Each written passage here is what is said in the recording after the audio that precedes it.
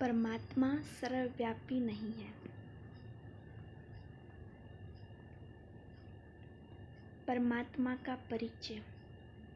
परमात्मा अर्थात परम आत्मा, वे हम सभी आत्माओं के पिता हैं, बिंदु रूप, ज्योति स्वरूप, निराकार परम धाम के निवासी हैं, जन्म मरण से न्यारे, सदा पावन, अजन्मा, अकर्ता, अभोक्ता है। परमात्मा सर्वव्यापी नहीं है। अज्ञानतावश हम मनुष्यों ने उन्हें सर्वव्यापी कहकर गाली दी है। उन्हें कच्छ, मच्छ, सांप, बिच्छू, कुत्ता, बिल्ली, कंकड़, पत्थर सब में ठोक दिया।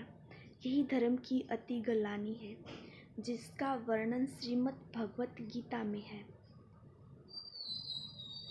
हम आत्मा ही परमात्मा का अंश नहीं, वंश है। वे हम सभी आत्माओं के परमपिता और हम सब उनके बच्चे हैं, क्योंकि वह बिंदु रूप, ज्योति स्वरूप, निराकार हैं। इसलिए श्रीमद् भगवत गीता में कहा गया है कि जब तक मैं स्वयं अपना परिचय ना दूं, तब तक मनुष्य मुझे पहचान नहीं सकते, और जब मैं अपना परिचय देता हूँ तब भी मुझे कोटों में कोई अर्थात करोड़ों में कोई विरला ही पहचानता है। परमात्मा को हम आत्माओं की तरह अपना शरीर नहीं है। वे धर्म की अति गलानी के समय साधारण मनुष्य तन में प्रवेश करते हैं, जिनका अलौकिक नाम प्रजापिता ब्रह्मा रखते हैं। वे इस मनुष्य सृष्टि के बीज रूप हैं। जैसे बीज में सारा झाड़ समाया हुआ है, ऐसे ही उनमें सारे सृष्टि चक्र का ज्ञान है। रचयिता वह एक है, बाकी सब उनकी रचना। वे इस मनुष्य सृष्टि रूपी ड्रामा के क्रिएटर, डायरेक्टर और मुख्य एक्टर हैं। उनका नाम शिव है। शिव का अर्थ ही है कल्याणकारी, क्योंकि वह हम आत्माओं की तरह देह धारण नहीं करते, अतः उन्हें सदाशिव भी कहते हैं। उनका कोई माता पिता नहीं है, वे स्वयं ही प्रकट होते हैं, अतः उन्हें स्वयंभू भी कहते हैं। अभी तक हम सभी भक्ति मार्ग में ये सुनते या पढ़ते आए हैं कि परमात्मा सर्वव्यापी है, प्रत्येक जीव में और कण कण में विराजमान है। हम आत्माओं में परमात्मा का निवास है और आत्मा परमात्मा का अंश है। यह धारणा हम सभी के जीवन में इतनी गहराई से बैठी हुई है कि इसकी वास्तविकता पर कभी विचार करने का संकल्प भी हमारे मन में नहीं आता। यदि कहीं उल्लेख होता है कि परमात्मा सर्वव्यापी नहीं है, तो हम बिना सोचे विचारे फौरन यह कहकर कि यह नास्तिकों का विचार है, बात को एकदम वही खत्म कर देते हैं। सोचते हैं कि यदि ऐसा विचार भी हमारे मन में आया तो कहीं हमसे परमात्मा नाराज न हो जाए। परमात्मा के बारे में जो कुछ हमने आज तक भक्ति में सुना व पढ़ा, इसके विपरीत हम कुछ भी सुनने सोचने को तैयार नहीं होते। हमारी आस्था और भावना की जड़ें सचमुच बहुत गहरी हैं, परंतु यह भी गौर करने की बात है कि आज दुनिया में भक्ति का कितना विस्तार है, परंतु इसके बावजूद कहीं भी सुख, शांति और सच्चा प्यार नहीं। आखिर क्यों? आइए समझें। परमात्मा और देव आत्माओं में अंतर। शिव की महिमा में सभी मनुष्य मात्र गाते हैं कि वह सृष्टि का रचयिता, पतित पावन, शांति का सागर, सुख का सागर, प्रेम का सागर, पवित्रता का सागर, ज्ञान का सागर, आनंद का सागर, सर्वशक्तिवान, सर्व का भाग्य विधाता, सबकी बिगड़ी बनाने वाला, सर्व का सद्गति दाता, सर्व का मुक्ति जीवन मुक्ति दाता, परम पिता, परम शिक्षक, परम सद्गुरु, त्रिनेत्री, त्रिकालदर्शी, त्रिलोकीनाथ हैं।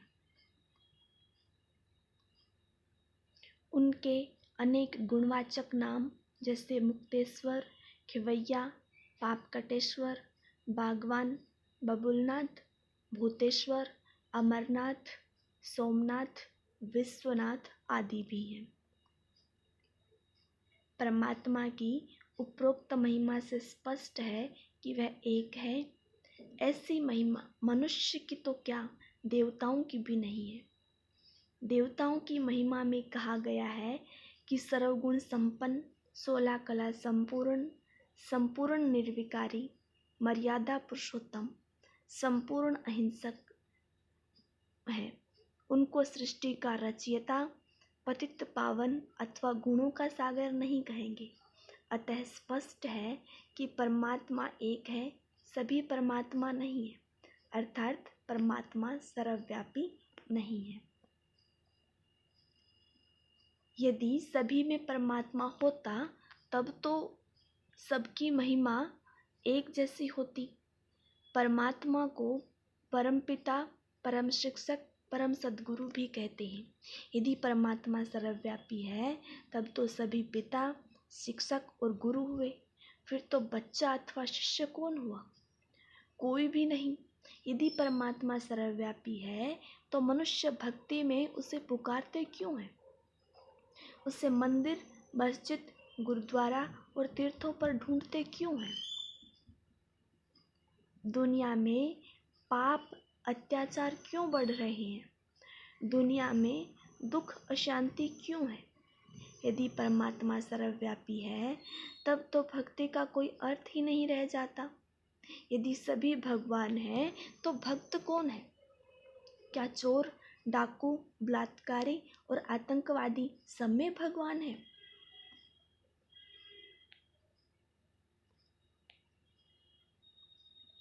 परमात्मा सर्वव्यापी है या दुख सर्वव्यापी है? श्रीमद् भगवत गीता में कहा गया है कि जब जब धर्म की अति गलनानी होती है तब तब अनेक धर्मों का विनाश कर एक सत्य धर्म की पुनर्स्थापना के लिए मैं अवतार लेता हूँ। इससे भी स्पष्ट है कि परमात्मा इस दुनिया में नहीं है। वह तो अति धर्म गलनानी के समय इस दुनिया में अवतार लेता है। भगवान ने आगे कहा कि मैं अजन्मा, अभोक्ता हूँ, अर्थात परमात्मा का जन्म नहीं होता, उनका दिव्य अलौकिक अवतरण होता है।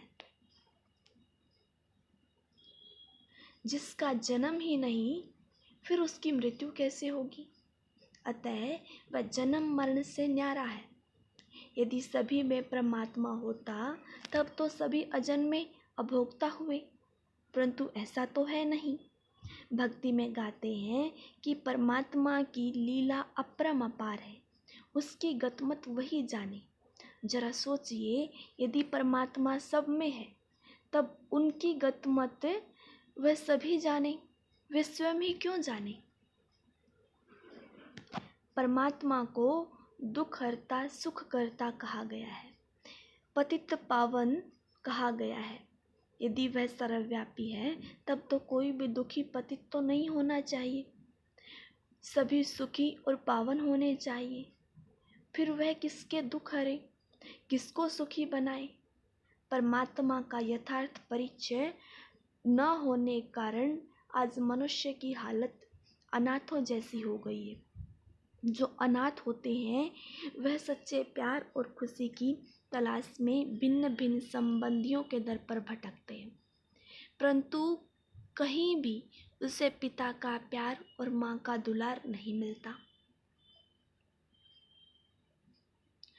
आज हम सभी मनुष्य आत्माएं अपने पिता परमात्मा को यथार्थ पहचान न होने के कारण भूली हुई है। इसलिए इतनी भक्ति के बाद भी दुखी और अशांत है। स्थायी सुख और शांति कहीं भी नहीं है। परमात्मा जिन्हें वास्तविक रूप में न जानते हुए हम सभी सर्वशक्तिवान, सर्वज्ञ एवं सभी की गति सद्गति दाता, माता पिता कहकर बुलाते हैं। क्या उन्हें कण कण में व्याप्त करना उनकी गलानी एवं गाली देने जैसा नहीं है? उन्होंने कहा कि परमात्मा सर्व आत्माओं का पिता है। यदि सबके अंदर वही एक सत्ता है, फिर तो सभी परमात्मा बाप हो जाए, तो फिर हमारा आपस में भाई भाई का नाता ही समाप्त हो जाए। धर्मात्मा, देव आत्माएं, पुण्य आत्माएं, पाप आत्माएं अनेक हैं, जबकि परमात्मा एक है। परमात्मा यदि सभी जगह होता तो उन्हें ऊपर वाला न कहकर अंदर वाला कहना चाहिए था, तथा फिर बुलाने की आवश्यकता ही नहीं होती। उन्होंने कहा कि परमात्मा तो धर्म गलानी के समय अवतरित होते हैं। शास्त्रों के अनुसार उन्हें हर युग में 24 अवतार लेकर आना बताया है।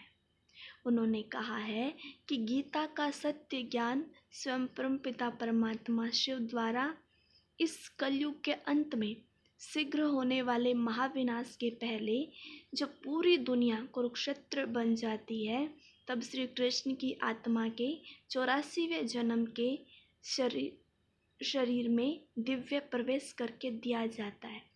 उस शरीर का नाम प्रजापिता ब्रह्मा रखते हैं, जिन्हें कोटों में कोई ही पहचान पाते हैं।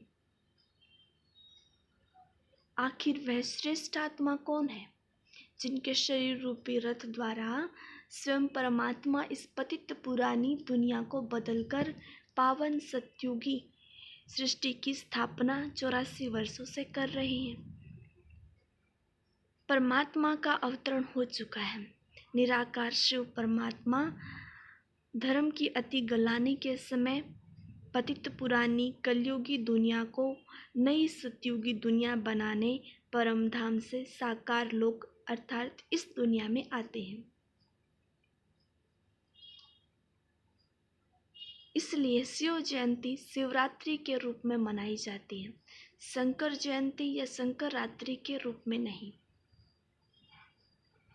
शिवरात्रि के दिन शिव की प्रतिमा पर विषैले पदार्थ जैसे अख के फूल, भांग, धतूरा इत्यादि चढ़ाते हैं, जबकि अन्य देवी देवताओं की मूर्तियों पर खुशबूदार फूल, दूध, फल, मिठाई इत्यादि चढ़ाते हैं।